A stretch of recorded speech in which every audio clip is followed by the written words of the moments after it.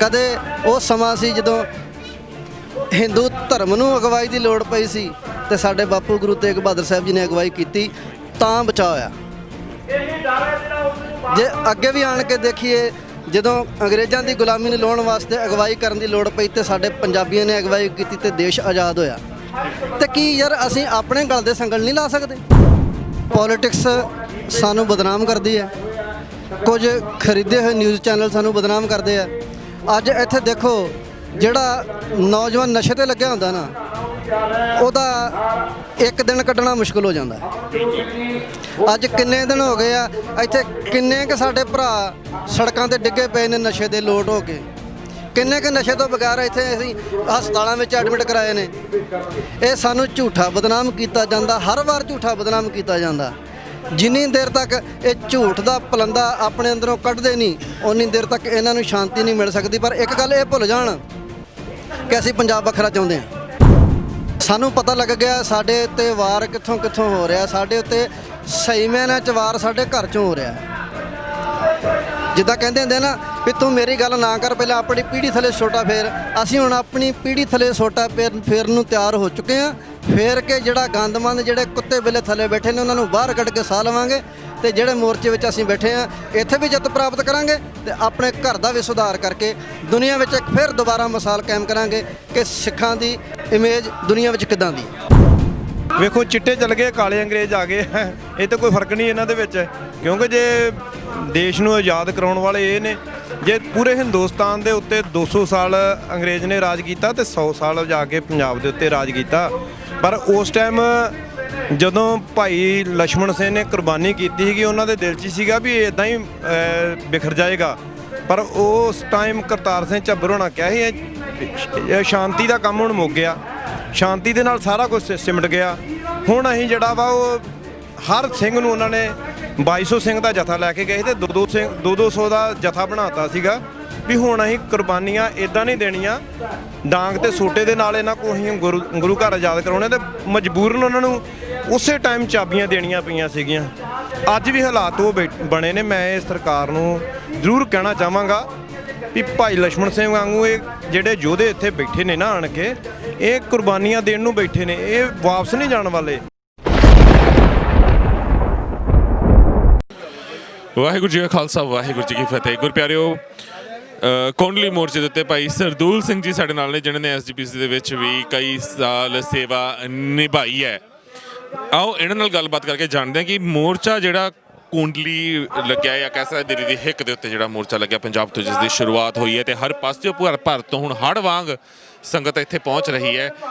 ਹਰ ਧਰਮ, ਹਰ ਵਰਗ ਦੇ ਲੋਕ ਇੱਥੇ ਪਹੁੰਚ ਰਹੇ ਨੇ। ਜਾਗਦੀਆਂ ਜ਼ਮੀਰਾਂ ਵਾਲਾ ਹਰ ਇਨਸਾਨ ਇੱਥੇ ਪਹੁੰਚ ਰਿਹਾ ਹੈ ਆਪਣੇ ਹੱਕ ਮੰਗਣ ਵਾਸਤੇ। ਤੇ ਹੁਣ ਤਾਂ ਸਲੋਗਨ ਇਹ ਵੀ ਲਿਖ ਕੇ ਨੌਜਵਾਨ ਲੈ ਕੇ ਆਉਣ ਲੱਗ ਪਏ ਨੇ ਸੜਕਾਂ ਦੇ ਉੱਤੇ ਕਿ ਜੇ ਹੱਕ ਮੰਗਣਾ ਅੱਤਵਾਦ ਹੈ ਤਾਂ ਹਾਂ ਅਸੀਂ ਅੱਤਵਾਦੀ ਹਾਂ। ਕੀ ਕਹੋਗੇ ਇਸ ਤੇ?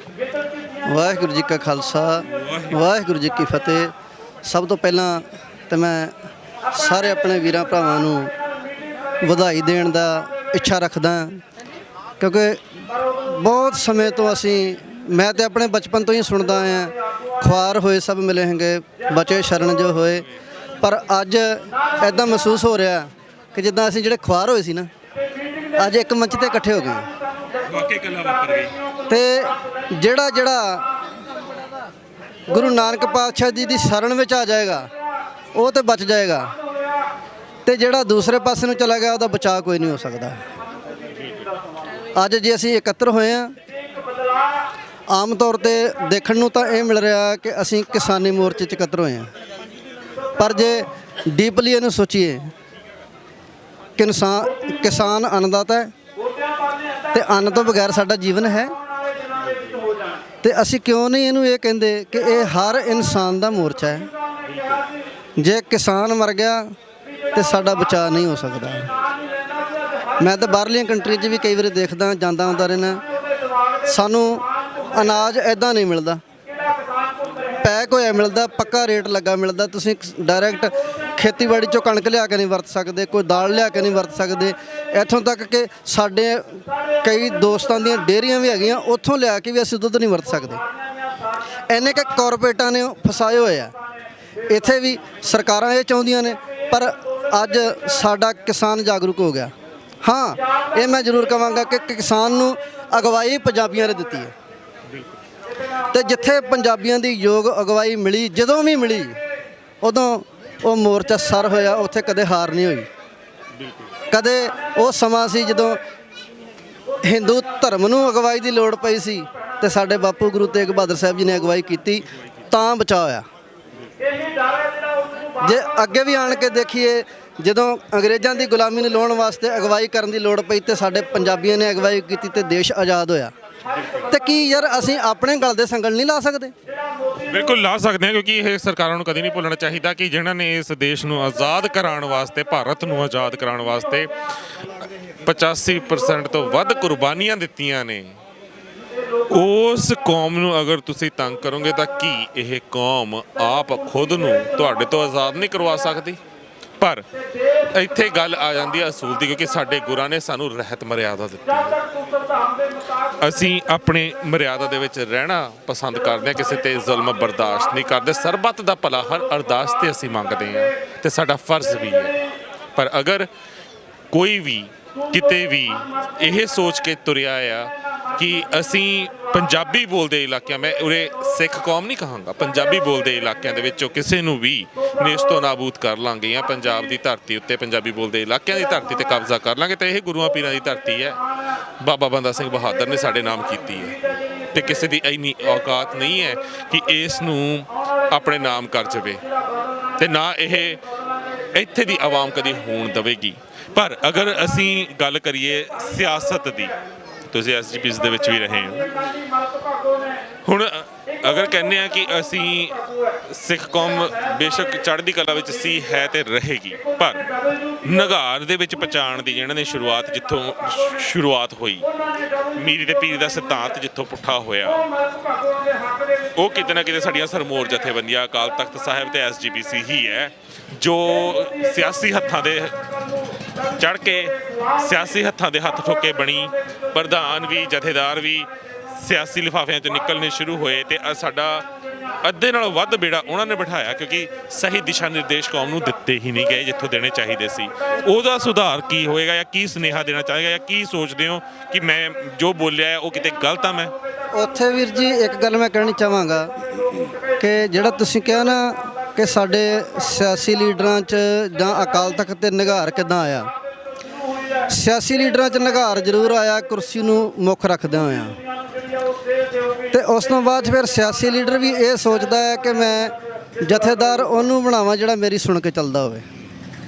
ਇਹ ਪ੍ਰੋਬਲਮ ਜਦੋਂ ਤੁਹਾਨੂੰ ਵੀ ਯਾਦ ਹੋਣਾ, ਜਦੋਂ ਡਾਕਟਰ ਅੰਬੇਦਕਰ ਇਹਨੇ ਆਪਣੇ ਅਨੁਯਾਈਆਂ ਦੇ ਨਾਲ ਸਿੱਖ ਕੌਮ ਵਿੱਚ ਸ਼ਾਮਲ ਹੋਣਾ ਚਾਹੁੰਦਾ ਸੀ, ਕਦੇ ਉਦੋਂ ਲੁਕਵੇਂ ਛਿਕਵੇਂ ਰੂਪ ਦੇ ਵਿੱਚ ਇਹ ਗੱਲ ਸਾਹਮਣੇ ਆਈ ਕਿ ਕੀ ਅਸੀਂ ਆਪਣੇ ਗੁਰਦੁਆਰਿਆਂ ਦੇ ਪ੍ਰਬੰਧ ਇਹਨਾਂ ਨੂੰ ਦੇਵਾਂਗੇ?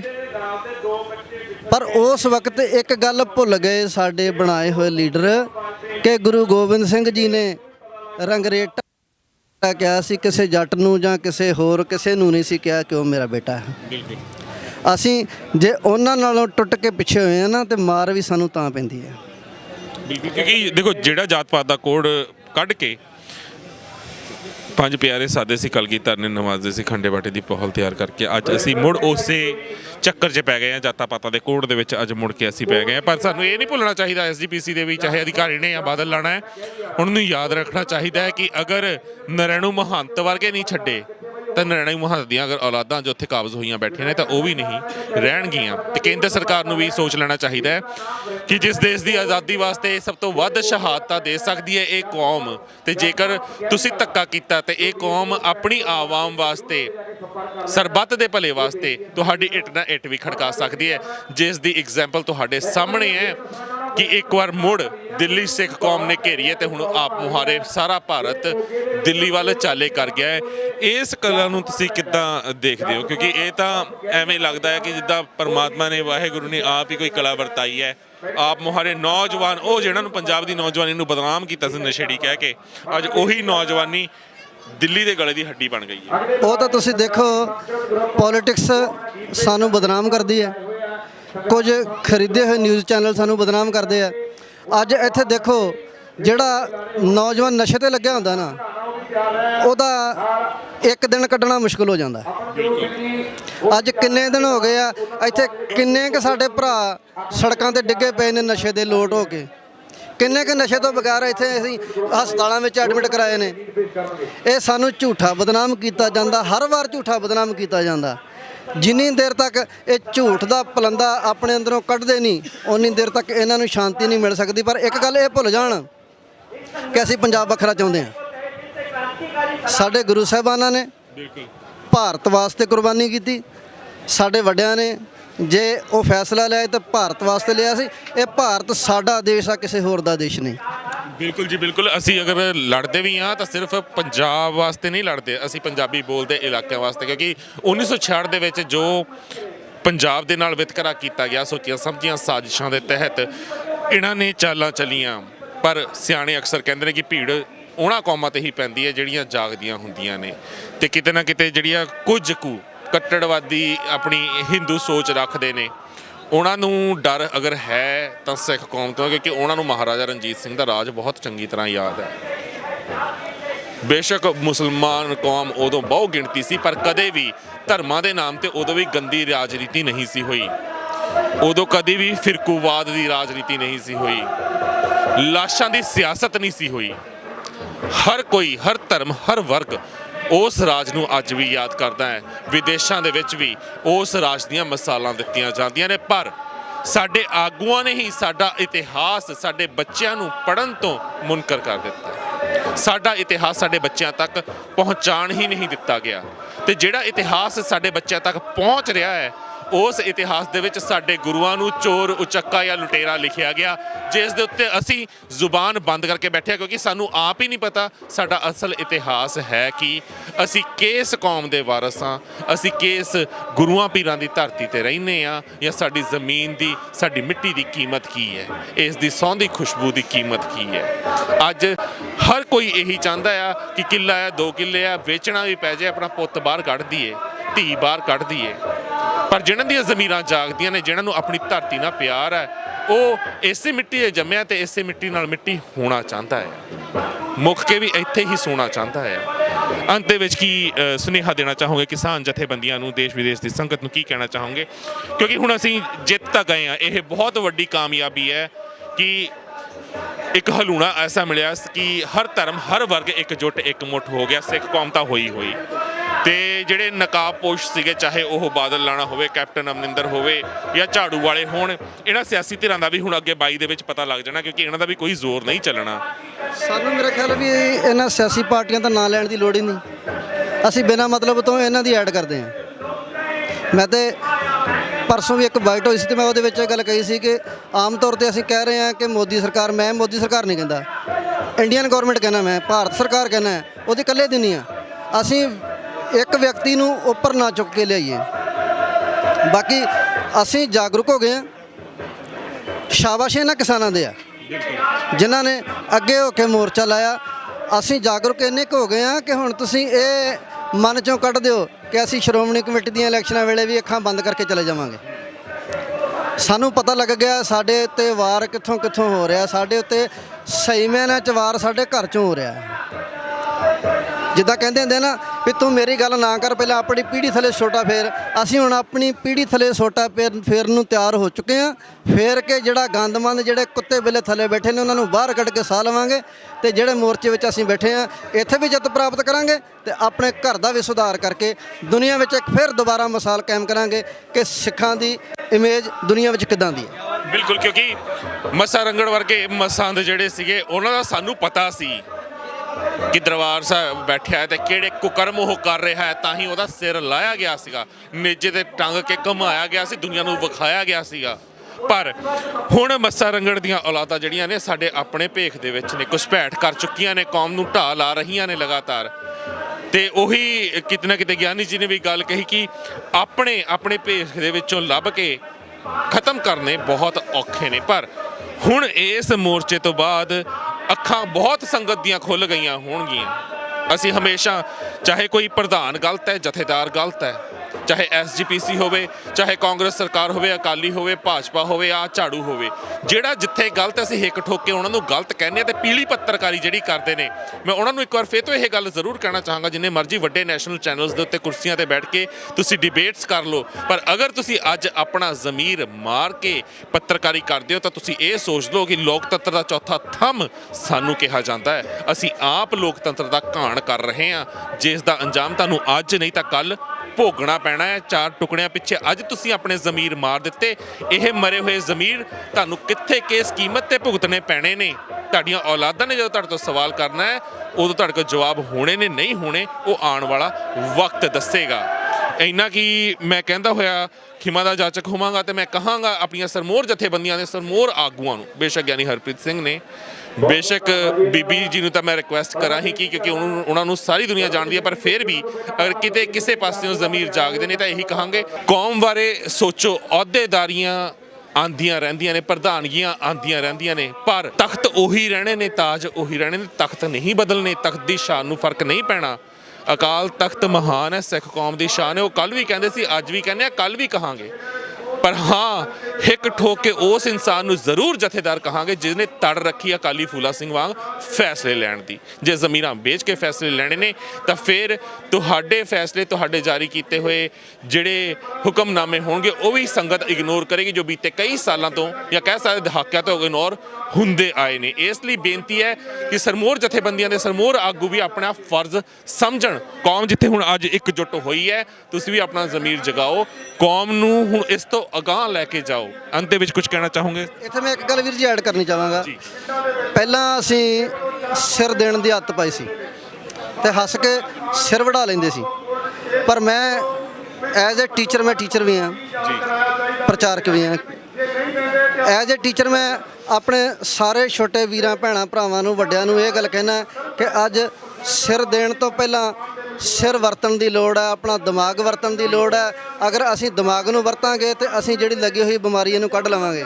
ਤੇ ਜਿੱਦਾਂ ਤੁਸੀਂ ਕਿਹਾ ਸੀ ਉਦੋਂ ਨਰੈਣੂ ਮਹੰਤ ਸੀ, ਤੇ ਮੈਂ ਤੁਹਾਨੂੰ ਇੱਕ ਗੱਲ ਹੋਰ ਦੱਸ ਦੇਵਾਂ। ਇਹ ਇੱਧਰ ਨੂੰ ਕੈਮਰਾ ਲਾ ਕੇ ਦੇਖਿਓ, ਇਹ ਭਾਈ ਸਾਹਿਬ ਹੁਣੀ ਬੈਠੇ ਨੇ ਜਿਨ੍ਹਾਂ ਨੇ ਨਰੈਣੂ ਮਹੰਤ ਦੀਆਂ ਜੜ੍ਹਾਂ ਪੁੱਟੀਆਂ ਸਨ ਨਾ ਜੀ।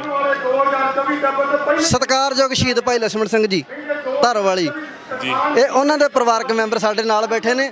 ਜੇ ਨਰੈਣੂ ਮਹੰਤ ਦਾ ਕੋੜਮਾ ਬੈਠਾ ਆ ਤੇ ਅੱਜ ਲਛਮਣ ਸਿੰਘ ਦਾ ਕੋੜਮਾ ਬੈਠਾ, ਅਸੀਂ ਮੋਢੇ ਨਾਲ ਮੋਢਾ ਜੋੜ ਕੇ ਉਹ ਮੋਰਚਾ ਵੀ ਫਤਿਹ ਕਰਕੇ ਫਿਰ ਸਾਹ ਲਵਾਂਗੇ। ਉਨੀ ਦੇਰ ਤੱਕ ਅਸੀਂ ਚੈਨ ਨਾਲ ਬੈਠਣ ਵਾਲੇ ਨਹੀਂ। ਉਨੀ ਦੇਰ ਤੱਕ ਅਸੀਂ ਚੈਨ ਨਾਲ ਬੈਠਣ ਵਾਲੇ ਨਹੀਂ। ਹੁਣ ਸੰਗਤ ਨੂੰ ਵੀ ਤੇ ਸਰਮੋਰ ਜਥੇਬੰਦੀਆਂ ਦੇ ਆਗੂਆਂ ਨੂੰ ਵੀ ਸੁਨੇਹਾ ਪਹੁੰਚ ਗਿਆ ਹੋਏਗਾ ਵੀ ਜਿਹਨਾਂ ਨੇ ਨਰੈਣੂ ਮਹੰਤ ਨਹੀਂ ਛੱਡਿਆ, ਉਹਨਾਂ ਦੇ ਵੰਸ਼ਜ, ਉਹਨਾਂ ਦੀਆਂ ਔਲਾਦਾਂ ਅੱਜ ਵੀ ਬੈਠੀਆਂ ਨੇ ਤੇ ਨਜ਼ਰਾਂ ਹੈ ਕੌਣ ਕੀ ਕਰ ਰਿਹਾ, ਕੀ ਨਹੀਂ ਕਰ ਰਿਹਾ। ਪਰ ਫਿਰ ਵੀ ਮੈਂ ਕਿਸਾਨ ਜਥੇਬੰਦੀਆਂ ਨੂੰ ਕਹਾਂਗਾ ਕਿ ਪੰਜਾਬ ਤੋਂ ਜਿਹੜੀ ਲਹਿਰ ਉੱਠਣੀ ਸ਼ੁਰੂ ਹੋਈ ਹੈ, ਉਸ ਲਹਿਰ ਨੂੰ ਹੁਣ ਪੂਰੇ ਭਾਰਤ ਦੇ ਵਿੱਚ ਫੈਲਾਉਣਾ ਅਸੀਂ ਹੈ। ਹੁਣ ਅਗਰ ਅੱਖਾਂ ਖੋਲ੍ਹਣੀਆਂ ਪੰਜਾਬ ਨੇ ਸ਼ੁਰੂ ਕੀਤੀਆਂ ਨੇ ਭਾਰਤ ਦੀਆਂ, ਤੇ ਹੁਣ ਇਹ ਗੰਦੀ ਰਾਜਨੀਤੀ ਵੀ ਪੰਜਾਬ ਤੋਂ ਸਾਫ਼ ਹੋਣੀ ਸ਼ੁਰੂ ਹੋਣੀ ਚਾਹੀਦੀ ਹੈ। ਆਪਣੀ ਇੱਕ ਖੇਤਰੀ ਪਾਰਟੀ ਹੋਂਦ ਦੇ ਵਿੱਚ ਆਵੇ, ਆਪਣੇ ਇਲਾਕਿਆਂ ਦੇ ਵਿੱਚੋਂ ਸੁਹਿਰਦ ਪੜ੍ਹੇ ਲਿਖੇ ਨੌਜਵਾਨ ਲੱਭੋ ਜਿਹੜੇ ਸਹੀ ਅਗਵਾਈ ਕਰਨਾ ਜਾਣਦੇ ਹੋਣ। ਐਮਸੀ ਦੀਆਂ ਇਲੈਕਸ਼ਨਸ ਤੋਂ ਲੈ ਕੇ ਐਮਐਲਏ ਐਮਪੀ ਦੀਆਂ ਇਲੈਕਸ਼ਨਸ ਵਾਸਤੇ ਉਹਨਾਂ ਨੂੰ ਤਿਆਰ ਕਰੋ, ਉਹਨਾਂ ਦੀ ਪਬਲਿਸਿਟੀ ਕਰੋ, ਉਹਨਾਂ ਨੂੰ 22 ਦੀਆਂ ਚੋਣਾਂ ਵਿੱਚ ਉਤਾਰੋ। ਪੰਜਾਬ ਦੇ ਵਿੱਚ ਮੁੱਖ ਮੰਤਰੀ ਇੱਕ ਵਾਰ ਸਾਡਾ ਹੋਇਆ ਤੇ ਉਸ ਤੋਂ ਬਾਅਦ ਭਾਰਤ ਜਿੱਤਣਾ ਕੋਈ ਔਖਾ ਨਹੀਂ। ਫਿਰ ਕੇਸਰੀ ਨਿਸ਼ਾਨ ਸਾਹਿਬ ਚਾਹੇ ਤੁਸੀਂ ਪੰਜਾਬ 'ਚ ਚਲਾਓ ਤੇ ਚਾਹੇ ਭਾਰਤ ਤੇ ਜਾ ਕੇ ਲਾਓ, ਸਾਰਾ ਹੀ ਖਾਲਸੇ ਦਾ ਰਾਜ ਹੋਵੇਗਾ। ਤੇ ਅੰਤ ਦੇ ਵਿੱਚ ਭਾਜੀ ਨੇ ਇਹਨਾਂ ਨੂੰ ਇੰਟਰੋਡਿਊਸ ਕੀਤਾ ਤੇ ਇਹਨਾਂ ਦੇ ਨਾਲ ਵੀ ਜ਼ਰੂਰ ਆਓ। ਵੀਰ ਜੀ, ਤੁਸੀਂ ਕੀ ਕਹਿਣਾ ਚਾਹੋਗੇ? ਨਰੈਣੂ ਮਹੰਤ ਦੀ ਗੱਲ ਚੱਲੀ ਤੇ ਤੁਹਾਡਾ ਜ਼ਿਕਰ ਆਇਆ, ਪਹਿਲਾਂ ਤਾਂ ਆਪਣਾ ਤਾਰੁਫ ਤੋਂ ਸੰਗਤ ਨੂੰ। ਮੈਂ ਦਾਸ ਸਾਕਾ ਨਨਕਾਣਾ ਸਾਹਿਬ ਦੇ ਮਹਾਨ ਸ਼ਹੀਦ ਗੁਰਧਾਮਾਂ ਦੀ ਪਵਿੱਤਰਤਾ ਦੇ ਲੰਬਰਦਾਰ ਜਥੇਦਾਰ ਭਾਈ ਲਛਮਣ ਸਿੰਘ ਧਾਰੋਵਾਲ ਦਾ ਪੜਪੋਤਾ ਮੇਰੇ ਪੜਦਾਦਾ ਜੀ ਲੱਗਦੇ ਸਨ, ਉਸ ਪਰਿਵਾਰ ਦੇ ਨਾਲ ਸੰਬੰਧ ਰੱਖਦਾ। ਤੇ ਜਿਹੜਾ ਇਹ ਕਿਸਾਨੀ ਸੰਘਰਸ਼ ਚੱਲਿਆ ਲਗਾਤਾਰ, ਪਹਿਲਾਂ ਪੰਜਾਬ ਦੇ ਵਿੱਚ 2 ਮਹੀਨੇ ਮੋਰਚਾ ਲਾ ਛੱਡਿਆ, ਅੱਜ ਜਿਉਂ ਤੋਂ ਦਿੱਲੀ ਦੇ ਵਿੱਚ ਮੋਰਚਾ ਲੱਗਾ, ਲਗਾਤਾਰ ਇਹ ਮੋਰਚੇ ਦੇ ਵਿੱਚ ਡਟੇ ਪਏ ਆ। ਜਿਸ ਤਰ੍ਹਾਂ ਭਾਈ ਲਛਮਣ ਸਿੰਘ ਨੇ ਮਹੰਤਾਂ ਨੂੰ ਕੱਢਣ ਵਾਸਤੇ ਸ਼ਾਂਤਮਈ ਰਹਿ ਕੇ ਮੋਰਚਾ ਲਾਇਆ ਸੀ, ਉਸੇ ਤਰ੍ਹਾਂ ਦਾ ਹੀ ਇਹ ਮੋਰਚਾ ਚੱਲ ਰਿਹਾ। ਸਾਰੇ ਅਸੀਂ ਸ਼ਾਂਤਮਈ ਬੈਠੇ ਆ ਔਰ ਸ਼ਾਂਤਮਈ ਇਹ ਮੋਰਚਾ ਜਿਹੜਾ ਅਸੀਂ ਜਿੱਤ ਕੇ ਇੱਥੋਂ ਵਾਪਸੀ ਜਾਵਾਂਗੇ। ਉਹਨਾਂ ਚਿਰ ਅਸੀਂ ਦਿੱਲੀ ਤੋਂ ਵਾਪਸ ਨਹੀਂ ਜਾਂਦੇ ਜਿੰਨਾ ਚਿਰ ਅਸੀਂ ਮੋਰਚਾ ਜਿੱਤ ਨਹੀਂ ਲੈਂਦੇ। ਇਹ ਚੀਜ਼ ਦਾ ਇਹ ਸਰਕਾਰਾਂ ਨੂੰ ਵੀ ਪਤਾ ਵਾ ਤੇ ਵੀ ਇਹ ਜਿਹੜੇ ਲੋਕ ਆ ਜਿਹੜੇ ਅੱਜ ਉੱਠ ਖਲੋਤੇ ਨੇ ਪੰਜਾਬੀ ਨੇ, ਜਿਨ੍ਹਾਂ ਨੇ ਇਸ ਦੇਸ਼ ਨੂੰ, ਭਾਰਤ ਦੇਸ਼ ਨੂੰ ਆਜ਼ਾਦ ਕਰਾਉਣ ਵਾਸਤੇ 96% ਕੁਰਬਾਨੀਆਂ ਦਿੱਤੀਆਂ ਨੇ, ਅੱਜ ਉਹਨਾਂ ਨੂੰ ਇਹ ਦਿੱਲੀ ਦੀਆਂ ਬਰੂਹਾਂ ਦੇ ਉੱਤੇ ਆਣ ਕੇ ਬਹਿਣਾ ਪਿਆ। ਸੜਕਾਂ ਦੇ ਉੱਤੇ ਅੱਜ ਸਾਡੇ ਬਜ਼ੁਰਗ, ਬੱਚੇ, ਨੌਜਵਾਨ ਬੈਠੇ ਆ, ਪਰ ਇਹ ਜਿਹੜੇ ਇੱਥੇ ਤਖਤਾਂ ਦੇ ਉੱਤੇ ਬੈਠੇ ਨੇ, ਇਹਨਾਂ ਨੂੰ ਇਸ ਚੀਜ਼ ਦਾ ਸੋਚਣਾ ਚਾਹੀਦਾ। ਇਹਦੇ ਬਾਰੇ ਉਹਨਾਂ ਨੂੰ ਸਾਰਾ ਇਤਿਹਾਸ ਉਹ ਜਾਣਦੇ ਨੇ, ਪਰ ਫਿਰ ਵੀ ਉਹ ਇੱਕ ਅੜੀਅਲ ਸੁਭਾਅ ਲੈ ਕੇ ਬੈਠੇ ਨੇ। ਪਰ ਇਹ ਜਿਹੜੇ ਪੰਜਾਬੀ ਨੇ, ਇਹ ਅਸੀਂ ਜਿਹੜਾ ਸ਼ਾਂਤਮਈ ਮੋਰਚਾ ਲਾਇਆ ਨਾ, ਅਸੀਂ ਇਹ ਮੋਰਚੇ ਨੂੰ ਜਿੱਤ ਕੇ ਵਾਪਸ ਜਾਵਾਂਗੇ। ਇਦਾਂ ਵਾਪਸ ਜਾਣ ਵਾਲੀ ਇਹ ਕੌਮ ਨਹੀਂ ਹੈ। ਬਿਲਕੁਲ ਜੀ, ਬਿਲਕੁਲ, ਕਿਉਂਕਿ ਇਹ ਮੋਰਚਾ ਫਤਿਹ ਹੋਏ ਬਿਨਾਂ ਤਾਂ ਕਦੇ ਮੁੜ ਸਕਦਾ ਹੀ ਨਹੀਂ, ਕਿਉਂਕਿ ਇਸ ਮੋਰਚੇ ਦੀ ਅਗਵਾਈ ਵਾਹਿਗੁਰੂ ਆਪ ਕਰ ਰਿਹਾ ਹੈ, ਕਰਤਾਰ ਆਪ ਕਰ ਰਿਹਾ ਹੈ। ਪਰ ਇਹ ਪ੍ਰੋਗਰਾਮ ਨੂੰ ਕੁਝ ਨਰੈਣੂ ਮਹੰਤ ਦੀਆਂ ਔਲਾਦਾਂ ਵੀ ਦੇਖ ਰਹੀਆਂ ਹੋਣਗੀਆਂ, ਜਿਹੜੀਆਂ ਇਸ ਵੇਲੇ ਸਾਡੀਆਂ ਸਰਮੋਰ ਜਥੇਬੰਦੀਆਂ ਦੇ ਆਪਣੇ ਆਪ ਨੂੰ ਆਗੂ ਕਹਾਉਂਦੇ ਨੇ, ਆਪਣੇ ਆਪ ਨੂੰ ਬਹੁਤ ਵੱਡੇ ਪ੍ਰਚਾਰਕ ਕਹਾਉਂਦੇ ਨੇ, ਪਰ ਅਸਲ ਦੇ ਵਿੱਚ ਸਾਡੀ ਕੌਮ ਦੀਆਂ ਬੇੜੀਆਂ 'ਚ ਸਭ ਤੋਂ ਵੱਧ ਬੱਟੇ ਪਾਉਣ ਵਾਲੇ ਉਹੀ ਆਗੂ ਨੇ, ਜਿਹੜੇ ਨਾ ਤਾਂ ਇਹ ਦੱਸਦੇ ਨੇ ਕਿ ਧੰਨ ਸ਼੍ਰੀ ਗੁਰੂ ਗ੍ਰੰਥ ਸਾਹਿਬ ਜੀ ਦੇ 360 ਤੋਂ ਵੱਧ ਸਰੂਪ ਗਏ ਕਿੱਥੇ, ਕਿਹਨੂੰ ਦਿੱਤੇ। ਬੇਸ਼ੱਕ ਅਸੀਂ ਮੋਰਚੇ ਤੇ ਬੈਠੇ ਹਾਂ, ਇਹ ਗੱਲਾਂ ਕਰਨ ਵਾਲੀਆਂ ਨਹੀਂ ਹੈ, ਪਰ ਕੌਮ ਦੇ ਨਾਲ ਜੁੜੀਆਂ ਨੇ, ਸਾਡੇ ਧਰਮ ਨਾਲ ਜੁੜੀਆਂ ਨੇ, ਸਾਡੇ ਇਤਿਹਾਸ ਨਾਲ ਜੁੜੀਆਂ ਨੇ, ਕਰਨੀਆਂ ਬਣਦੀਆਂ ਨੇ ਕਿ ਉਹ ਆਪਣਾ ਕਿੰਨਾ ਕੀ ਫਰਜ਼ ਨਿਭਾ ਰਹੇ ਨੇ, ਉਹ ਵੀ ਪਹੁੰਚਣਾ ਚਾਹੀਦਾ। ਕਿਉਂਕਿ ਇਸ ਥਾਂ ਦੇ ਉੱਤੇ ਚਾਹੇ ਟੈਂਟਾਂ ਦੇ ਉੱਤੇ SGPC DSGMC ਲਿਖਿਆ ਹੋਵੇ, ਲੰਗਰ ਚੱਲ ਰਹੇ ਹੋਣ ਉਹਨਾਂ ਨੂੰ, ਉਹਦਾ ਕਾਰਨ ਇੱਕੋ ਹੀ ਹੈ ਵੀ ਇਹਨਾਂ ਦੀ ਸੋਚ ਉੱਥੇ ਤੱਕ ਹੈ ਵੀ ਅਗਰ ਭੱਠੀ ਭਖੀ ਹੋਈ ਆ ਤਾਂ ਅਸੀਂ ਵੀ ਆਪਣੀਆਂ 2 ਰੋਟੀਆਂ ਸੇਕ ਲਈਏ। ਕੱਲ ਨੂੰ ਕੋਈ ਇਹ ਨਾ ਕਵੇ ਕਿ ਉੱਥੇ ਟੈਂਟ SGPC ਦਾ ਦਿਸਿਆ ਨਹੀਂ ਸੀ ਜਾਂ ਉੱਥੇ DSGMC ਦਾ ਦਿਸਿਆ ਨਹੀਂ ਸੀ। ਪਰ ਇਹ ਜ਼ਰੂਰ ਪੁੱਛਣਾ ਚਾਹਾਂਗੇ ਵੀ ਜਿੱਦਣ ਬੈਰੀਅਰ ਤੋੜ ਕੇ 26 ਤਰੀਕ ਨੂੰ ਸੰਗਤਾਂ ਚੜੀਆਂ ਨੇ, ਸਾਡੀ ਕੈਮਰਾ ਟੀਮ ਸਭ ਤੋਂ ਅੱਗੇ ਸੀ, SGPC ਦਾ ਕਿਹੜਾ ਬੰਦਾ ਸਾਹਮਣੇ ਲੱਗਿਆ ਸੀ, DSGMC ਦਾ ਕਿਹੜਾ ਲੱਗਿਆ ਸੀ, ਜਾਂ ਉਸ ਵੇਲੇ ਬਾਦਲ ਦਲ ਦੇ ਵਿੱਚੋਂ ਕਿਹੜਾ ਮੁਖੀ ਅੱਗੇ ਸਾਹਮਣੇ ਅਗਵਾਈ ਕਰ ਰਿਹਾ ਸੀ, ਕਿਹੜੇ ਮੋਰਚੇ ਦੀ ਅਗਵਾਈ ਕਰ ਰਿਹਾ ਸੀ, ਜਾਂ ਕੈਪਟਨ ਸਾਹਿਬ ਦੀ ਕਿਹੜੀ ਗੱਡੀ ਅੱਗੇ ਲੱਗੀ ਸੀ। ਹੁਣ ਜਦ ਪਤਾ ਲੱਗ ਗਿਆ ਕਿਸਾਨਾਂ ਨੇ ਧੌਣ ਤੇ ਪੈਰ ਧਰ ਦਿੱਤਾ ਦਿੱਲੀ ਦੇ, ਤਾਂ ਹੁਣ ਹਰ ਕੋਈ ਆਪਣੀਆਂ ਰੋਟੀਆਂ ਸੇਕੇਗਾ। ਪਰ ਮੈਂ ਪੰਜਾਬ ਦੀ ਆਵਾਮ ਨੂੰ ਕਹਾਂਗਾ ਕਿ ਇਹ ਹਲੂਣਾ ਵਾਹਿਗੁਰੂ ਨੇ ਐ ਨਹੀਂ ਦਿੱਤਾ। ਤੁਸੀਂ ਚਾਹੇ ਹਿੰਦੂ ਹੋ, ਮੁਸਲਮਾਨ ਹੋ, ਸਿੱਖ ਹੋ, ਈਸਾਈ ਹੋ, ਬੋਧੀ ਹੋ, ਜੈਨੀ ਹੋ, ਕਿਸੇ ਵੀ ਧਰਮ ਨਾਲ ਕਿਉਂ ਨਹੀਂ ਤਾਲੁਕ ਰੱਖਦੇ, ਆਪਣੀ ਰੂਹ ਦੀ ਗੱਲ ਸੁਣਿਓ ਤੇ 2022 ਦੀਆਂ ਚੋਣਾਂ ਤੋਂ ਵਿੱਚ ਆਪਣੀ ਵੋਟ ਭੁਗਤਾਨ ਤੋਂ ਪਹਿਲਾਂ ਇੱਕ ਵਾਰ ਜ਼ਰੂਰ ਆਪਣੇ ਜ਼ਿਹਨ 'ਚ ਝਾਤੀ ਮਾਰ ਲਿਓ, ਕਿਤੇ ਉਹ ਗਲਤੀ ਤਾਂ ਨਹੀਂ ਦੁਬਾਰਾ ਤੋਂ ਦੁਹਰਾ ਰਹੇ ਜੋ ਕਈ ਦਹਾਕਿਆਂ ਤੋਂ ਹੋ ਰਹੀ ਹੈ। ਅਕਾਲੀ, ਭਾਜਪਾ, ਕਾਂਗਰਸ ਇਹਨਾਂ ਦੇ ਹੱਕ ਦੇ ਵਿੱਚ ਤਾਂ ਨਹੀਂ ਵੋਟ ਭੁਗਤਾ ਰਹੇ, ਕਿਤੇ ਮੁੜ ਆਪਣਾ ਭਵਿੱਖ 5 ਸਾਲ ਵਾਸਤੇ ਦਾਅ ਤੇ ਤਾਂ ਨਹੀਂ ਲਾ ਰਹੇ। ਕਿਉਂਕਿ ਅਗਰ ਤੁਸੀਂ ਇਸ ਵਾਰ ਵੀ ਇਹ ਗਲਤੀ ਕੀਤੀ ਤਾਂ ਫਿਰ ਕਿਤੇ ਨਾ ਕਿਤੇ ਤੁਸੀਂ ਆਪ ਕੁਹਾੜੀ ਤੇ ਆਪਣਾ ਪੈਰ ਤਾਂ ਮਾਰ ਹੀ ਰਹੇ ਹੋ, ਪੰਜਾਬ ਦੀ ਨਵੀਂ ਪੀੜ੍ਹੀ ਦਾ ਵੀ ਮਾਰ ਰਹੇ ਹੋ। ਤੇ ਇਹ ਕਿਸਾਨ ਆਗੂਆਂ ਜੋ ਇਸ ਮੋਰਚੇ ਦੀ ਅਗਵਾਈ ਕਰ ਰਹੇ ਨੇ, ਉਹਨਾਂ ਨੂੰ ਮੈਂ ਫਿਰ ਤੋਂ ਬੇਨਤੀ ਕਰਾਂਗਾ, ਉਹਨਾਂ ਦਾ ਫਰਜ਼ ਬਣਦਾ ਹੈ ਕਿ ਆਪਣੀ ਇੱਕ ਖੇਤਰੀ ਪਾਰਟੀ ਹੋਂਦ ਦੇ ਵਿੱਚ ਲਿਆਓ, ਪਰ ਸ਼ਰਤਾਂ ਤੇ ਨਹੀਂ, ਇਮਾਨਦਾਰੀ ਦੇ ਨਾਲ, ਸੱਚਾਈ ਦੇ ਨਾਲ ਅਸੀਂ ਆਹ ਮੋਰਚਾ ਫਤਿਹ ਕਰਕੇ ਜਾਈਏ ਤੇ ਉਸ ਤੋਂ ਬਾਅਦ ਉੱਥੇ ਬੈਠ ਕੇ ਇੱਕ ਚੰਗੀ ਰਣਨੀਤੀ ਦੇ ਤਹਿਤ ਉਹ ਚੀਜ਼ ਬਣਾਈ ਜਾਵੇ, ਵਿਚਾਰੀ ਜਾਵੇ, ਸੋਚੀ ਜਾਵੇ। ਲਾਸ਼ਾਂ ਦੀ ਗੰਦੀ ਸਿਆਸਤ ਕੇਂਦਰ ਸਰਕਾਰ ਤੋਂ ਆਪਣੇ ਹੱਥਾਂ ਤੇ ਨਾ ਲਿਓ, ਕਿਉਂਕਿ ਬਹੁਤ ਜਾਣਿਆਂ ਨੂੰ ਸ਼ੰਕੇ ਨੇ ਵੀ ਅਗਰ ਆਗੂਆਂ ਦੇ ਵਿੱਚੋਂ ਕੋਈ ਵਿਕ ਗਿਆ, ਵੈਸੇ ਤਾਂ ਸੰਗਤ ਹੀ ਨਹੀਂ ਛੱਡਦੀ ਉਹਨੂੰ, ਜਿੰਨੀ ਕੀ ਪਹੁੰਚੀ ਹੈ, ਹਿੰਮਤ ਪੈਣੀ ਨਹੀਂ ਕਿਸੇ ਦੀ, ਕਿਉਂਕਿ ਜੋ ਕੁਝ ਵਾਪਰ ਰਿਹਾ ਉਹ ਦੁਨੀਆ ਦੇ ਸਾਹਮਣੇ ਆ, ਕਿਸੇ ਦੀ ਹਿੰਮਤ ਨਹੀਂ ਪੈਣੀ ਕਿ ਵਿਕ ਜੇ। ਪਰ ਜੇ ਕੋਈ ਵਿਕਿਆ ਤਾਂ ਇਹ ਸੋਚ ਲਿਓ ਵੀ ਤੁਸੀਂ ਪੰਜਾਬ ਨੂੰ 50 ਸਾਲ ਪਿੱਛੇ ਸੁੱਟੋਗੇ। ਨੌਜਵਾਨੀ ਦਾ ਜੋ ਜਜ਼ਬਾ ਹੈ ਉਹਨੂੰ ਤੋੜਨ ਦੇ ਵਿੱਚ ਤੁਸੀਂ ਮਹੱਤਤਾ ਦਿਖਾਓਗੇ, ਤੇ ਜੇਕਰ ਤੁਸੀਂ ਇਹੋ ਜਿਹੀ ਕੋਈ ਗਲਤੀ ਕੀਤੀ ਤਾਂ ਆਵਾਮ ਨੇ ਤੁਹਾਨੂੰ ਕਦੇ ਮਾਫ ਨਹੀਂ ਕਰਨਾ, ਨਾ ਕੌਮ ਨੇ, ਨਾ ਪਰਮਾਤਮਾ ਨੇ। ਕੀ ਸੁਨੇਹਾ ਦਊਂਗੇ ਉਹਨਾਂ ਨਰੈਣੂ ਮਹੰਤ ਦੀਆਂ ਔਲਾਦਾਂ ਨੂੰ? ਕਿਉਂਕਿ ਮੈਂ ਵੀ ਬੋਲਦਾ ਹਾਂ, ਮਾਫ ਕਰਨਾ, ਤੁਸੀਂ ਕਹੋਗੇ ਗੈਸਟ ਤੋਂ ਘੱਟ ਬੁਲਾਉਣਾ, ਮੈਂ ਆਪ ਜ਼ਿਆਦਾ ਬੋਲਦਾ ਹਾਂ, ਕਿਉਂਕਿ ਜੋ ਆਉਂਦਾ ਹੈ ਆਪਣਾ ਹੋ ਜਾਂਦਾ ਹੈ। ਕੀ ਕਹੋਗੇ? ਇਹ ਮਹੰਤ ਨਰੈਣੂ ਦੀਆਂ ਔਲਾਦਾਂ ਨੂੰ ਇਹੋ ਸੁਨੇਹਾ ਦੇਣਾ ਚਾਹੁੰਦੇ, ਉਹਦੇ ਮਗਰ ਵੀ ਅੰਗਰੇਜ਼ ਦੀ ਤਾਕਤ ਕੰਮ ਕਰਦੀ ਸੀਗੀ, ਤੇ ਅੱਜ ਇਹ ਜਿਹੜੀ ਸਰਕਾਰ ਆ ਇਹਦੇ ਮਗਰ ਵੀ ਤਾਕਤ ਕੰਮ ਕਰ ਰਹੀ ਹੈ। ਵੇਖੋ ਸਾਡੇ ਪੰਜਾਬ ਦੇ ਕਰ ਕਿੰਨਾ ਹੈ ਕਾਲੇ ਅੰਗਰੇਜ਼ ਨੇ, ਇਹ ਵੇਖੋ ਚਿੱਟੇ ਚੱਲ ਗਏ, ਕਾਲੇ ਅੰਗਰੇਜ਼ ਆ ਗਏ, ਇਹ ਤਾਂ ਕੋਈ ਫਰਕ ਨਹੀਂ ਇਹਨਾਂ ਦੇ ਵਿੱਚ, ਕਿਉਂਕਿ ਜੇ ਦੇਸ਼ ਨੂੰ ਆਜ਼ਾਦ ਕਰਾਉਣ ਵਾਲੇ ਇਹ ਨੇ, ਜੇ ਪੂਰੇ ਹਿੰਦੁਸਤਾਨ ਦੇ ਉੱਤੇ 200 ਸਾਲ ਅੰਗਰੇਜ਼ ਨੇ ਰਾਜ ਕੀਤਾ ਤੇ 100 ਸਾਲ ਜਾ ਕੇ ਪੰਜਾਬ ਦੇ ਉੱਤੇ ਰਾਜ ਕੀਤਾ। ਪਰ ਉਸ ਟਾਈਮ ਜਦੋਂ ਭਾਈ ਲਛਮਣ ਸਿੰਘ ਨੇ ਕੁਰਬਾਨੀ ਕੀਤੀ ਸੀਗੀ, ਉਹਨਾਂ ਦੇ ਦਿਲ 'ਚ ਸੀਗਾ ਵੀ ਇਦਾਂ ਹੀ ਬਿਖਰ ਜਾਏਗਾ, ਪਰ ਉਸ ਟਾਈਮ ਕਰਤਾਰ ਸਿੰਘ ਝੱਬਰ ਹੋਣਾ ਕਿਹਾ ਸੀ ਸ਼ਾਂਤੀ ਦਾ ਕੰਮ ਹੁਣ ਮੁੱਕ ਗਿਆ, ਸ਼ਾਂਤੀ ਦੇ ਨਾਲ ਸਾਰਾ ਕੁਝ ਸਿਮਟ ਗਿਆ। ਹੁਣ ਅਸੀਂ ਜਿਹੜਾ ਵਾ ਉਹ ਹਰ ਸਿੰਘ ਨੂੰ ਉਹਨਾਂ ਨੇ 2200 ਸਿੰਘ ਦਾ ਜਥਾ ਲੈ ਕੇ ਗਏ ਸੀ ਤੇ 200 ਦਾ ਜਥਾ ਬਣਾਤਾ ਸੀਗਾ ਵੀ ਹੁਣ ਅਸੀਂ ਕੁਰਬਾਨੀਆਂ ਇਦਾਂ ਨਹੀਂ ਦੇਣੀਆਂ ਡਾਂਗ ਤੇ ਸੋਟੇ ਦੇ ਨਾਲ ਇਹਨਾਂ ਕੋਲ ਅਸੀਂ ਗੁਰੂ ਘਰ ਆਜ਼ਾਦ ਕਰਾਉਣੇ ਤੇ ਮਜਬੂਰਨ ਉਹਨਾਂ ਨੂੰ ਉਸੇ ਟਾਈਮ ਚਾਬੀਆਂ ਦੇਣੀਆਂ ਪਈਆਂ ਸੀਗੀਆਂ। ਅੱਜ ਵੀ ਹਾਲਾਤ ਉਹ ਬਣੇ ਨੇ। ਮੈਂ ਇਸ ਸਰਕਾਰ ਨੂੰ ਜ਼ਰੂਰ ਕਹਿਣਾ ਚਾਹਾਂਗਾ ਵੀ ਭਾਈ ਲਛਮਣ ਸਿੰਘ ਵਾਂਗੂ ਇਹ ਜਿਹੜੇ ਯੋਧੇ ਇੱਥੇ ਬੈਠੇ ਨੇ ਨਾ ਆਣ ਕੇ, ਇਹ ਕੁਰਬਾਨੀਆਂ ਦੇਣ ਨੂੰ ਬੈਠੇ ਨੇ, ਇਹ ਵਾਪਸ ਨਹੀਂ ਜਾਣ ਵਾਲੇ। ਸਾਡੀਆਂ ਇੱਥੇ ਭਾਵੇਂ ਕੁਰਬਾਨੀਆਂ ਸਾਨੂੰ ਕਿੰਨੀਆਂ ਵੀ ਸ਼ਹੀਦੀਆਂ ਦੇਣੀਆਂ ਪੈਣ, ਇਹ ਸਾਡੇ ਗੁਰੂ ਪੀਰਾਂ ਨੇ ਦੱਸਿਆ ਵਾ ਵੀ ਅਸੀਂ ਉੱਦਾਂ ਇੱਥੋਂ ਵਾਪਸ ਨਹੀਂ ਜਾਣ ਵਾਲੇ, ਭਾਵੇਂ ਸਾਨੂੰ ਕੁਰਬਾਨੀ ਦੇਣੀ ਪੈ ਜਾਵੇ। ਅਗਰ ਜੇ ਇਹ ਸ਼ਾਂਤਮਈ ਰਹਿ ਕੇ ਨਹੀਂ ਮੰਨਣਗੇ ਫਿਰ ਅਗਲਾ ਸਟੈਪ ਤੇ ਇਹਨਾਂ ਸਰਕਾਰਾਂ ਨੂੰ ਵੀ ਪਤਾ ਵਾ ਕੀ ਹੈ। ਜੇ ਯੋਧੇ ਹਰਿਆਣੇ ਤੇ ਇਹਨਾਂ ਨੇ ਵੇਖੋ ਲੱਖਾਂ ਬੈਰੀਅਰ ਲਾਏ, ਪਰ ਮਿੰਟ ਲਾਇਆ ਸਾਡੇ ਇੱਥੇ ਪਹੁੰਚਣ ਲੱਗਿਆਂ ਦਿੱਲੀ ਤੱਕ ਪਹੁੰਚ ਗਏ। ਦਿੱਲੀ ਦੀਆਂ ਬਰੂਹਾਂ ਤੇ ਅੱਜ ਅਸੀਂ ਬੈਠੇ ਆ ਨਾ, ਇਹ ਆਪਣੀ ਸੋਚ ਦੇ ਨਾਲ ਬੈਠੇ ਆ। ਅਗਰ ਜੇ ਚਾਹੁਣ ਨਾ ਵੀ ਅਸੀਂ ਦਿੱਲੀ ਪਹੁੰਚਣਾ ਨਾ, ਬੜੇ ਬੈਰੀਕੇਡ ਲਾ ਲਏ, 14-15 ਬੈਰੀਕੇਡ ਲਾਏ ਦਿੱਲੀ ਤੱਕ ਪਹੁੰਚਣ ਲਈ।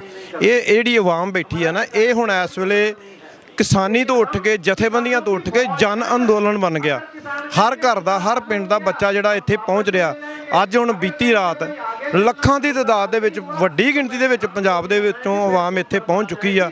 ਇਸ ਵੇਲੇ ਅਣਗਿਣਤ ਸੰਗਤਾਂ ਜਿਹੜੀਆਂ ਨੇ ਪੰਜਾਬ ਦੇ ਵਿੱਚੋਂ ਇੱਧਰ ਨੂੰ ਚਾਲੇ ਪਾ ਰਹੀਆਂ ਨੇ। ਸਰਕਾਰ ਵਾਸਤੇ ਬੜੀ ਵੱਡੀ ਮਜਬੂਰੀ ਬਣ ਜੇਗੀ ਅਗਰ ਜੇ ਉਹ ਜਲਦੀ ਤੋਂ ਜਲਦੀ ਇਹਨੂੰ ਸਮੇਟਣ ਦੀ ਨਾ ਕੋਸ਼ਿਸ਼ ਕੀਤੀ, ਇਹਨਾਂ ਦੀਆਂ ਮੰਗਾਂ ਨਾ ਪ੍ਰਵਾਨ ਕੀਤੀਆਂ ਤੇ ਇਹਦੇ ਹਾਲਾਤ ਕੁਝ ਹੋਰ ਹੋ ਸਕਦੇ ਨੇ। ਇਹਨੂੰ ਜਵਾਬ ਨਹੀਂ ਆਉਣਾ ਸਰਕਾਰ ਨੂੰ ਮੁੜ ਕੇ ਕੋਈ। ਬਿਲਕੁਲ ਜੀ ਬਿਲਕੁਲ, ਸਰਕਾਰ ਨੂੰ ਜਵਾਬ ਨਹੀਂ ਆਣਾ, ਕਿਉਂਕਿ ਅਗਰ ਕਲਗੀਧਰ ਨੇ ਜਦੋਂ 4 ਸਾਹਿਬਜ਼ਾਦੇ ਆਪਣੇ ਵਾਰ ਦਿੱਤੇ ਸੀ ਤਾਂ ਉਹਨਾਂ ਨੇ ਕਿਹਾ ਸੀ ਕਿ ਇਨ ਪੁੱਤਰੋਂ ਕੇ ਸੀਸ ਪਰਿਵਾਰ ਦੀ ਇਹ ਸੁਤਚਾਰ 4 ਮੂਏ ਤੋਂ ਕਿਆ ਹੁਆ ਜੀਵਤ ਕਈ ਹਜ਼ਾਰ। ਤੇ ਉਹ ਕਈ ਹਜ਼ਾਰ ਇਸ ਵੇਲੇ ਦਿੱਲੀ ਦੀ ਹਿੱਕ ਤੇ ਆਣ ਬੈਠੇ ਨੇ। ਤੇ ਅਸੀਂ ਫਿਰ ਤੋਂ ਕਹਿੰਦੇ ਆ, ਬੇਨਤੀ ਕਰਦੇ ਆ, ਪਿਆਰ ਦੇ ਨਾਲ, ਸਤਿਕਾਰ ਦੇ ਨਾਲ, ਬਿਨਾਂ ਤਾਨਾਸ਼ਾਹੀ ਰਵੱਈਏ ਤੋਂ ਆਉਂਗੇ, ਸਵਾਗਤ ਦੇਗ ਨਾਲ ਹੋਏਗਾ, ਸਤਿਕਾਰ ਨਾਲ ਹੋਏਗਾ। ਤਾਨਾਸ਼ਾਹੀ ਰਵੱਈਆ ਅਪਣਾਇਆ ਸੁਧਾਰ ਵਾਸਤੇ, ਫਿਰ ਇਸਤੇਮਾਲ ਤੇਗ ਨਾਲ ਹੋਏਗਾ। ਸੁਧਾਰਨਾ ਦੇਗ ਤੇ ਤੇਗ ਦੋਨਾਂ ਦੇ ਨਾਲ ਆਂਦਾ ਆ, ਪਰ ਉਹ ਤੁਹਾਡੇ ਉੱਤੇ ਡਿਪੈਂਡ ਕਰਦਾ ਹੈ ਕਿ ਤੁਸੀਂ ਪਿਆਰ ਦੇ ਨਾਲ, ਸਤਿਕਾਰ ਦੇ ਨਾਲ ਦੇਗ ਲੈਣੀ ਹੈ ਜਾਂ ਫਿਰ ਸਾਨੂੰ ਹੱਥਾਂ 'ਚ ਤੇਗ ਫੜਾਣੀ ਹੈ। ਕੋਈ ਨਹੀਂ ਚਾਹੁੰਦਾ। ਇੰਨੇ ਕਿਸਾਨਾਂ ਦੇ ਨਾਲ, ਇੰਨੇ ਬੁੱਧੀਜੀਵੀਆਂ ਦੇ ਨਾਲ, ਇੰਨੇ ਸਿੱਖ ਪ੍ਰਚਾਰਕਾਂ ਦੇ ਨਾਲ ਗੱਲ ਕੀਤੀ, ਹਰ ਕਿਸੇ ਨੇ ਇਹੀ ਕਿਹਾ ਕਿ ਅਸੀਂ ਕਿਸਾਨਾਂ ਦੇ ਹੱਕਾਂ ਵਾਸਤੇ ਆਏ ਆ। ਸਰਕਾਰ ਮੰਗਾਂ ਮੰਨ ਲਵੇ, ਬਿੱਲ ਰੱਦ ਕਰ ਦੇਵੇ, ਕਾਲੇ ਕਾਨੂੰਨ ਰੱਦ ਕਰ ਦੇਵੇ, ਇਹ ਮੋਰਚੇ ਚੱਕੇ ਜਾਣਗੇ। ਪਰ ਸਰਕਾਰਾਂ ਅਗਰ ਲਟਕਾ ਰਹੀਆਂ ਨੇ, ਆਪ ਲਟਕਾ ਰਹੀਆਂ ਨੇ। ਸਟੇਜ ਦੇ ਉੱਤੇ ਵੀ ਆਵਾਜ਼ ਇਹੀ ਆ ਰਹੀ ਹੈ, ਸਾਡੇ ਹੱਕ ਇੱਥੇ ਰੱਖਣ ਦੇ ਵਿੱਚ ਕੁਝ ਕਹਿਣਾ ਚਾਹੋਗੇ ਸੰਗਤਾਂ ਨੂੰ? ਦੇਖੋ ਜੀ, ਸੰਗਤਾਂ ਨੂੰ ਇਹੋ ਹੀ ਬੇਨਤੀ ਕਰਾਂਗੇ ਕਿ ਜਿਹੜਾ ਇਸ ਟਾਈਮ ਜਿਹੜਾ ਸਾਡਾ ਮੋਰਚਾ ਹੈ ਨਾ, ਬਿਲਕੁਲ ਅਸੀਂ ਸ਼ਾਂਤਮਈ ਰਹਿਣਾ। ਮੈਂ ਆਪਣੇ ਨੌਜਵਾਨ ਵੀਰਾਂ ਨੂੰ ਵੀ ਕਹਾਂਗਾ, ਸਾਰੀ ਆਵਾਮ ਨੂੰ ਜਿਹੜੀ ਇੱਥੇ ਪਹੁੰਚ ਰਹੀ ਆ, ਆਪਾਂ ਕਿਸੇ ਤਰ੍ਹਾਂ ਦਾ ਕੋਈ ਇਹੋ ਮਸਲਾ ਨਹੀਂ ਪੈਦਾ ਕਰਨਾ ਜਿਹਦੇ ਨਾਲ ਕੋਈ ਇਹਦੇ ਵਿੱਚ ਵਾਇਲੈਂਸ ਪੈਦਾ ਹੋਵੇ, ਜਿਹਦੇ ਨਾਲ ਜਿਹੜਾ ਸੰਘਰਸ਼ ਹੈ ਇਹਨੂੰ ਤਾਰ ਪੀਟੋ ਕੀਤਾ ਜਾ ਸਕੇ। ਬਿਲਕੁਲ ਅਸੀਂ ਇਹ ਜਿਹੜਾ ਧਰਨਾ ਵਾ ਭਾਵੇਂ ਕਿੰਨਾ ਚਿਰ ਚਲਾ ਲੇ ਸਰਕਾਰ, ਅਸੀਂ ਵੱਡੀ ਪੱਧਰ ਦੇ ਉੱਤੇ ਦਾਣਾ ਪਾਣੀ ਲੈ ਕੇ ਆਏ ਆ। ਇੱਥੇ ਉੱਠਣ ਵਾਲੇ ਨਹੀਂਗੇ। ਜੇ ਸਾਡੇ ਸਾਹਿਬਜ਼ਾਦੇ ਇਹੋ ਜਿਹੀਆਂ ਠੰਡ ਦੀਆਂ ਰਾਤਾਂ ਵਿੱਚ ਰਾਤਾਂ ਕੱਟ ਸਕਦੇ ਤੇ ਇਹ ਉਹਦੇ ਵਾਰਸ ਬੈਠੇ ਨੇ, ਇਹਨਾਂ ਨੂੰ ਕੋਈ ਪ੍ਰੋਬਲਮ ਨਹੀਂ, ਕੋਈ ਠੰਡ ਦੀ ਤੰਗੀ ਨਹੀਂ, ਕੋਈ ਖਾਣ ਦੀ ਤੰਗੀ ਨਹੀਂ। ਇੱਥੇ ਹਰ ਚੀਜ਼ ਇਹਨਾਂ ਨੂੰ ਅਵੇਲੇਬਲ ਹੋ ਰਹੀ ਹੈ। ਸੰਗਤਾਂ ਵੱਡੀ ਪੱਧਰ ਦੇ ਉੱਤੇ ਸੇਵਾ ਕਰ ਰਹੀਆਂ ਨੇ। ਦਿੱਲੀ ਦੀਆਂ ਸੰਗਤਾਂ, ਹਰਿਆਣੇ ਦੀਆਂ ਸੰਗਤਾਂ, ਪੂਰੇ ਹਿੰਦੁਸਤਾਨ ਦੇ ਵਿੱਚੋਂ ਅੱਜ ਵੇਖੋ ਪੂਰਾ ਪੰਜਾਬ ਪੂਰੇ ਹਿੰਦੁਸਤਾਨ ਦੀ ਅਗਵਾਈ ਕਰ ਰਿਹਾ। ਹਰ ਬੰਦਾ, ਹਰ ਬੱਚਾ ਕਹਿ ਰਿਹਾ ਵੀ ਇਹ ਵੱਡੇ ਭਰਾ ਨੇ। ਅਸੀਂ ਸਾਰਿਆਂ ਨੂੰ ਇਹ ਬੇਨਤੀ ਕਰਾਂਗਾ ਕਿ ਇਹ ਜਿਹੜਾ ਮੋਰਚਾ, ਸਰਕਾਰ ਨੂੰ ਵੀ ਬੇਨਤੀ ਕਰਾਂਗਾ ਕਿ ਇਹ ਜਿਹੜਾ ਮੋਰਚਾ ਵਾ ਸ਼ਾਂਤਮਈ ਹੈ ਤੇ ਸ਼ਾਂਤਮਈ ਰਹੇਗਾ। ਸ਼ਾਂਤਮਈ ਰਹਿਣ ਦੇ ਨਾਲ ਨਾਲ ਇਹ ਮੈਂ ਆਪਣੇ ਵੀਰਾਂ ਨੂੰ ਬੇਨਤੀ ਕਰਾਂਗਾ, ਕੋਈ ਇਹੋ ਜਿਹੀ ਵਾਇਲੈਂਸ ਨਾ ਫੈਲਾਓ ਜਿਹਦੇ ਵਿੱਚ ਸਰਕਾਰ ਨੂੰ ਕੋਈ ਇਹੋ ਜਿਹਾ ਮੌਕਾ ਮਿਲੇ ਜਿਹਦੇ ਨਾਲ ਸਾਡਾ ਜਿਹੜਾ ਸੰਘਰਸ਼ ਖਰਾਬ ਹੋ ਸਕੇ ਤੇ ਇਹ ਕੌਮ ਨੂੰ ਕਿਸੇ ਤਰ੍ਹਾਂ ਦਾ ਕੋਈ ਦਾਗ ਲੱਗ ਸਕੇ। ਕਿਉਂਕਿ ਬੜੀਆਂ ਪੁੱਠੀਆਂ ਚਾਲਾਂ ਚੱਲ ਰਹੇ ਨੇ ਇੱਥੇ। ਟਰਾਲੀਆਂ ਦੇ ਵਿੱਚ ਜੇ ਲੜਕੀਆਂ ਭੇਜ ਰਹੇ ਨੇ, ਸ਼ੈਤਾਨ ਬੰਦੇ ਭੇਜ ਰਹੇ ਨੇ, ਜਿਸ ਤਰ੍ਹਾਂ ਦਾ ਵੀ ਉਹਨਾਂ ਕੋਲ ਜ਼ੋਰ ਚੱਲ ਰਿਹਾ ਉਹ ਚਲਾ ਰਹੇ ਨੇ, ਪਰ ਉਹਨਾਂ ਦੀ ਪੇਸ਼ ਕੋਈ ਨਹੀਂ ਜਾ ਰਹੀ। ਇਹ ਸੰਘਰਸ਼ ਸ਼ਾਂਤੀਪੂਰਨ ਅਤੇ ਸ਼ਾਂਤੀਪੂਰਨ ਹੀ ਅਸੀਂ ਜਿੱਤ ਕੇ ਇੱਥੋਂ ਵਾਪਸ ਜਾਵਾਂਗੇ, ਭਾਵੇਂ ਸਾਨੂੰ ਕਿੰਨਾ ਸਮਾਂ ਵੀ ਇੱਥੇ ਬਹਿਣਾ ਪੈ ਜਾਵੇ। ਬਿਲਕੁਲ ਜੀ ਬਿਲਕੁਲ, ਸ਼ਾਂਤੀਪੂਰਨ ਸੰਘਰਸ਼ ਹੈ ਤੇ ਜਿਹੜੀ ਪੱਤਰਕਾਰੀ ਦੇ ਵੱਲੋਂ ਇਸ ਸੰਘਰਸ਼ ਨੂੰ ਵਿਫਲ ਕਰਨ ਵਾਸਤੇ ਗਲਤ ਤਰੀਕੇ ਦੀ ਬਿਆਨਬਾਜ਼ੀ ਕੀਤੀ ਜਾ ਰਹੀ ਹੈ, ਗਲਤ ਪ੍ਰਚਾਰਿਆ ਜਾ ਰਿਹਾ ਹੈ, ਮੈਂ ਇਹੀ ਕਹਾਂਗਾ ਕਿਸੇ ਉੱਤੇ ਭਰੋਸਾ ਨਾ ਕਰੋ। ਇੱਕ ਵਾਰ ਆ ਕੇ ਆਪ ਮੋਰਚੇ ਵਿੱਚ ਦੇਖੋ, ਤੁਹਾਨੂੰ ਆਪ ਅਹਿਸਾਸ ਹੋਊਗਾ। ਤੁਹਾਨੂੰ ਇੱਕ ਅਜਿਹਾ ਰੱਬੀ ਰੂਹਾਂ ਰੂਹਾਂ ਨਜ਼ਰ ਆਉਣਗੀਆਂ ਆਸੇ-ਪਾਸੇ ਤੁਹਾਡੇ ਘੁੰਮਦੀਆਂ ਹੋਈਆਂ ਕਿ ਜਿੱਦਾਂ ਤੁਸੀਂ ਕਿਸੇ ਹੋਰ ਹੀ ਮਾਹੌਲ ਦੇ ਵਿੱਚ ਪਹੁੰਚ ਗਏ ਹੋ। ਪਰਮਾਤਮਾ ਦੇ ਉਸ ਟੱਚ ਦਾ ਤੁਹਾਨੂੰ ਅਹਿਸਾਸ ਹੋਏਗਾ, ਕਿਉਂਕਿ ਸਾਨੂੰ ਹੁੰਦਾ ਹੈ। ਹੁਣ ਕਹਿੰਦੇ ਕਲਾ ਵਰਤ ਰਹੀ ਹੈ ਤੇ ਮੈਂ ਤਾਂ ਉਰੇ ਵੀ ਬੈਠਿਆ ਤੇ ਮੈਨੂੰ ਇਹੀ ਲੱਗ ਰਿਹਾ ਹੈ ਕਿ ਮੈਂ ਕਿਸੇ ਇਤਿਹਾਸ ਦੇ ਬਹੁਤ ਪੁਰਾਣੇ ਪੰਨੇ ਦੇ ਵਿੱਚ ਆ ਕੇ ਖੜਾ ਹੋ ਗਿਆ ਹਾਂ।